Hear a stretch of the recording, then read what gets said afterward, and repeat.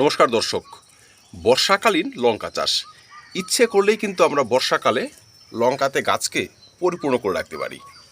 দেখতেই পাচ্ছেন আমার গাছগুলো কত পরিমাণে ফলন দিয়েছে। আমি এখন কিন্তু আরও কয়েকটি লঙ্কা চারা বসাবো, যেন পুরো বর্ষাতে আমাকে আর লঙ্কা কিনতে না হয়। তো চলুন দেখে নেওয়া যাক বর্ষাকালীন লঙ্কা চাষ করতে আমাদের কী কী পদ্ধতি অবলম্বন করতে হবে, কিভাবে গাছ বসাতে হবে, কিভাবে তার পরবর্তী যত্ন করতে হবে, সেসব স্টেপ বাই স্টেপ দেখে নিই। এক নম্বর হচ্ছে আপনাদের 12 মাসি গাছ বসাতে হবে। দর্শক, আমরা ছাদ বাগানি তো সিজনাল গাছ যদি বসাই 3 মাস পর সে সমস্ত গাছ মারা যাবে, সেই ধরনের গাছ বসিয়ে আমাদের তেমন প্রফিট হবে না। তাই আমরা 12 মাসি চারা বসাবো। এই দেখুন, এগুলো হচ্ছে আকাশি লঙ্কা।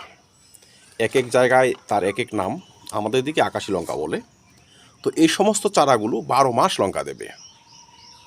তো আমি প্রথমেই বলবো, যারা এ সমস্ত লঙ্কার চারা কিনতে পারবেন, নার্সারি থেকে কিনতে পারবেন, কিনে নিয়ে আসবেন। যদি না হয় বাজার থেকে ভালো মানের 12 মাসি লঙ্কার চারা এনে বসাবেন।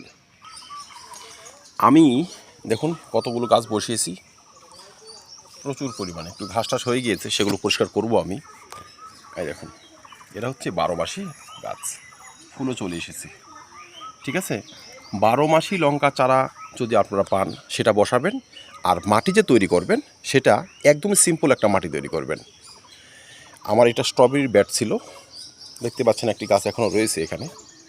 তো এমন যদি একটি ব্যাট তৈরি করতে পারেন 6 থেকে 7 ইঞ্চি মাটি দিয়ে, সেই মাটিতে আপনি মিশাবেন কিছুটা জৈব খাবার, যেমন গোবর সার, ভার্মি কম্পোস্ট।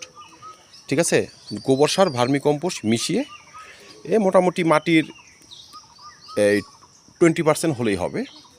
আর কিছুটা ওই চুন মিশিয়ে নেবেন। বর্ষাকাল তো চুন দিলে একটু ভালো হয়। সে আপনি হয়তো 1 টপ মাটিতে 2-2.5 গ্রাম 3 গ্রাম চুন মিশিয়ে নেবেন। এই পরিমাণ চুন মিশিয়ে যদি আপনারা চারাগুলো বসাতে পারেন, 1 মাসের মধ্যে কিন্তু চারা অনেকটা বড় হয়ে যাবে। এই দেখুন ফুল চলে আসছে। 2 নম্বরে হচ্ছে একটি কীটনাশক কিন্তু আমাদের নিয়মিত ব্যবহার করতে হবে। তার কারণ বর্ষাকালে কিন্তু লঙ্কা গাছে কয়েকটা পোকার আক্রমণ হয়, বিশেষ করে লেদা পোকা। পাতাগুলোকে একদিকে জড়ো করে নেবে, তারপর সেখানে বাসা তৈরি করবে, লঙ্কা গাছ কেটে দেবে। 2 নম্বর হচ্ছে এখানে সাদা মাছি আসবে, সেই সঙ্গে নিয়ে আসবে ভাইরাসের আক্রমণ। দর্শক, সাদা মাছির আক্রমণ যদি আমরা কমাতে পারি, ভাইরাসের আক্রমণও কিন্তু কমাতে পারবো, কারণ ভাইরাসের এক্সট্রা কোনো ট্রিটমেন্ট নেই। ঠিক আছে, তাহলে সাদা মাছির আক্রমণ যদি কমাতে পারি, সেক্ষেত্রে ভাইরাস আসবে না। তাই আমরা প্রোফিনাফস সাইপারমেথ্রিন কীটনাশক যেমন ব্যবহার করব, একটু ঘুরিয়ে ফিরিয়ে ইমিডাক্লোরোপিডও ব্যবহার করতে পারবো। হয়তো প্রথম সপ্তাহে আমি প্রোফিনাফস সাইপারমেথ্রিন প্রোফেক্স সুপার স্প্রে করলাম, 1 লিটার জলে 1.5 ml।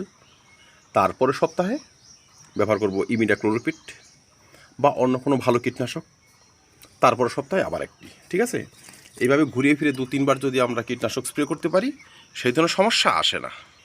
ভাইরাসের আক্রমণ শুধু যে বর্ষাকালে হয় তা নয়, বর্ষা, শীত, গ্রীষ্ম সব সময় হতে পারে। তাই আমাদের সতর্ক থাকতে হবে। কোনো গাছে যদি আক্রমণ হয়ে যায়, সেই গাছটি পুরো বাগান থেকে আলাদা করতে হবে, প্রয়োজনে সেটি পুড়িয়ে ফেলতে হবে। তবে নতুন গাছে সংক্রামিত হবে না, গাছগুলো আমাদের সুস্থ এবং সতেজ থাকবে। এই দেখুন কত পরিমাণে ফলন আমার হচ্ছে গাছে, গাছ ভর্তি লঙ্কা। আমাকে প্রায় প্রতিদিনই কিছু না কিছু লঙ্কা হারভেস্ট করতেই হয়, তারপরও কিন্তু ফলের কোনো অভাব নেই।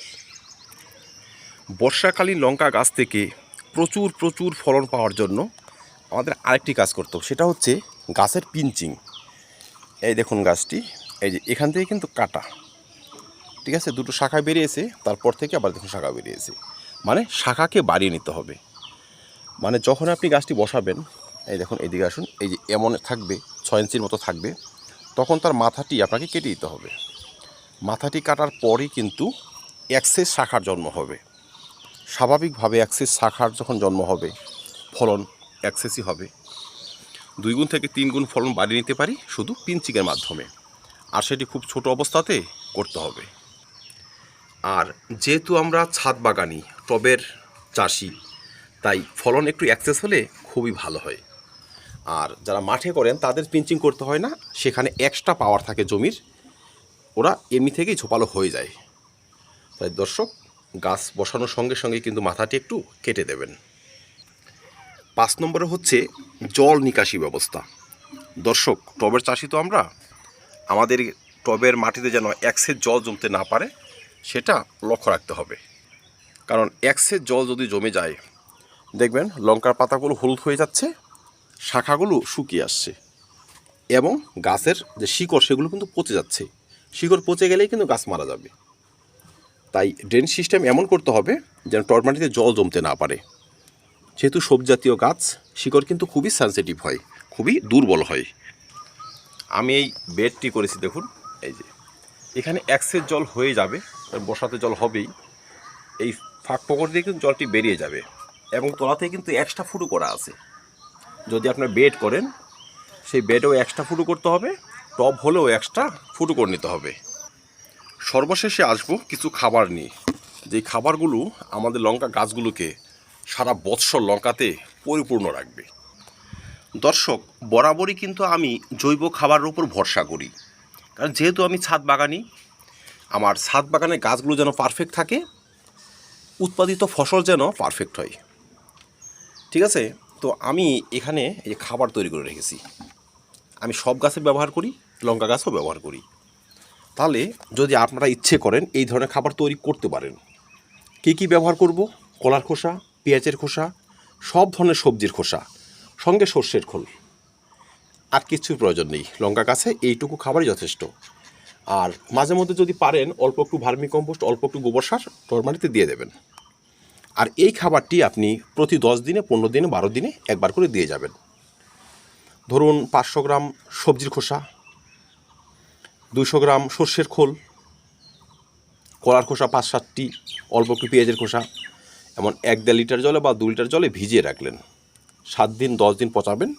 পচিয়ে 5 থেকে 7 গুণ সাধারণ জল মিশিয়ে তরলটি একদম পাতলা করে নেবেন। পাতলা করে লঙ্কার টবে শুধু ঢেলে দিয়ে যান। ঠিক আছে, এইভাবে খাবার ঢেলে দিয়ে গেলেই কিন্তু গাছগুলো দেখবেন লাফিয়ে বাড়তেছে। শাখা প্রশাখাগুলো সুস্থ সতেজ, পাতাগুলো বড় বড় হবে, লঙ্কার সাইজ কিন্তু ভালো হবে। এই দেখুন, এটা হচ্ছে সাদা লঙ্কা। বিভিন্ন নামে বিভিন্ন জায়গায় তার পরিচিতি, আমি সাদা লঙ্কাই বলি।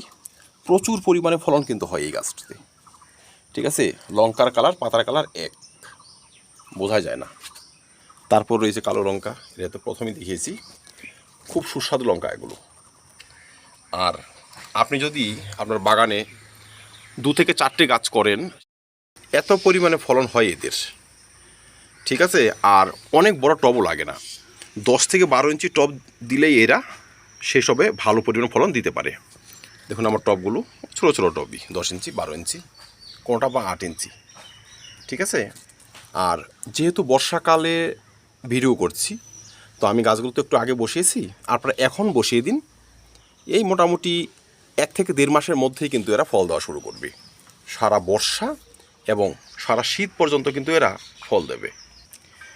আর যারা মাটিতে করেন বা উঠোনে করেন, সেক্ষেত্রে আপনাদের এক্সট্রা খাবারও দিতে হবে না।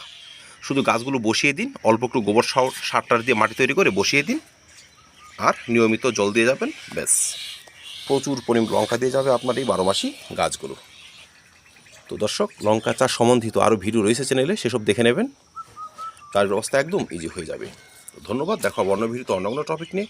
ভিডিও ভালো লাগলে লাইক এবং শেয়ার করবেন, চ্যানেল সাবস্ক্রাইব করে পাশে থাকবেন। ভিডিও দেখার জন্য অসংখ্য ধন্যবাদ।